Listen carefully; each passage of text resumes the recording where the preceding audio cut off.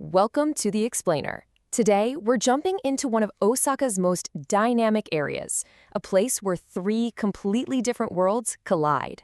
And believe it or not, it all starts with a very simple question that any traveler might ask. All right, so let's start with a question you'd probably type into a search bar. Where can I get the absolute best view of Osaka? When you're talking about seeing the city from way up high, it almost always comes down to two main contenders. The debate usually boils down to these two giants. In the north, you've got the Umeda Sky Building, which is just an architectural marvel. And then, in the south, there's the taller, sleeker Abeno Harukas.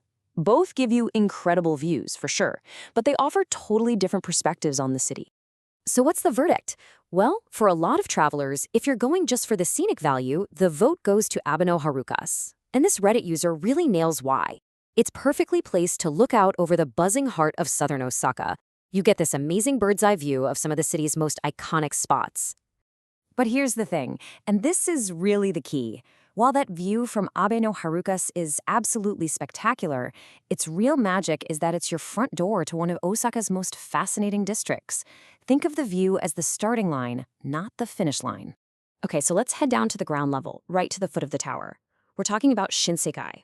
Now, its name literally means New World, but stepping into it is like taking a time machine back to Showa-era Japan. It's just bursting with this nostalgic, colorful energy. At the heart of it all is the famous Tsutenkaku Tower, which has been the symbol of this area for over 100 years. While you're there, you have to look for the little statue of Billigan. He's the god of things as they ought to be. Go on, rub his feet for good luck. And then you've got to wander down Janjan Yokocho, this lively covered alleyway that got its name from the Janjan sound of the shamisen music that used to fill the air. Now, you can't talk about Shinsekai without talking about its signature dish, Kushikatsu. These are skewers of, well, just about everything you can imagine. Meat, seafood, veggies, all breaded and deep fried to perfection. It's an absolute must-try Osaka food, and Shinsekai is ground zero for it. All right, listen up because this is super important. When you eat kushikatsu, there is one non-negotiable golden rule. That sauce pot on the table, it's shared. So you dip your skewer once. After you take a bite, that skewer can never ever go back in the pot. No double dipping. If you need more sauce, you use a piece of that raw cabbage they give you to scoop it onto your plate. And hey, here's a little pro tip for all you photographers out there. If you want a really cool, unique shot, go find the big spa world building nearby. Stand right up against its reflective walls, and you'll capture this amazing twin Tsutenkaku reflection. It's a fantastic little photo hack. Okay, now take a short walk from all that neon and energy, and everything changes. Like, completely. You step into the Tennoji district, and suddenly you're in this pocket of ancient history and serenity, right next to all the modern hustle. This is where you'll find Shitennoji Temple. And get this. It's Japan's oldest officially established Buddhist temple. We're talking founded way back in 593 by the legendary Prince Shotako. And even though it's been damaged over the centuries, it's always been meticulously rebuilt to keep its original 6th century design. It's incredible. And this is where things get really interesting, showing that classic Japan blend of ancient and hypermodern. Right there at this 1,400-year-old temple, some of the offertory boxes let you make donations with a QR code. You can use PayPay. I just love that the confirmation message says, "Sent my feelings." And if you need a break, Tennoji Park has these amazing little oases. There's the Kitako-in Garden, a beautiful traditional Japanese garden that's perfect for a quiet walk. And right nearby is the Tennoji Zoo. It's one of the oldest in Japan, and it's the only zoo in the entire country where you can see kiwis. How cool is that?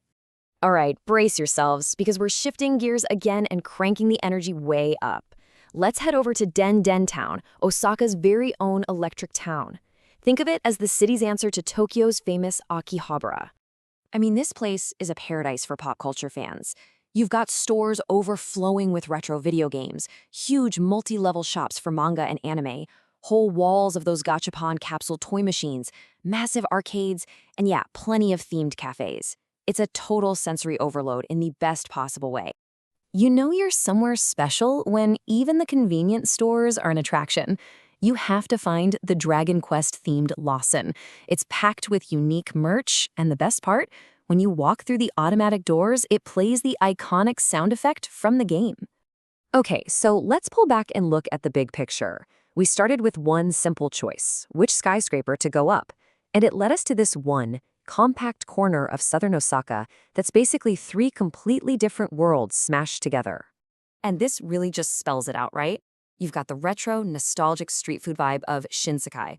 Then there's the ancient, peaceful serenity of Tennoji. And right next door, the modern, electric, buzzing energy of Denden Town. The truly wild part is that you can walk between all three in just a few minutes. So what's the big takeaway here? It's that a simple travel decision, like picking an observatory, can unlock this incredible journey through 1,400 years of culture.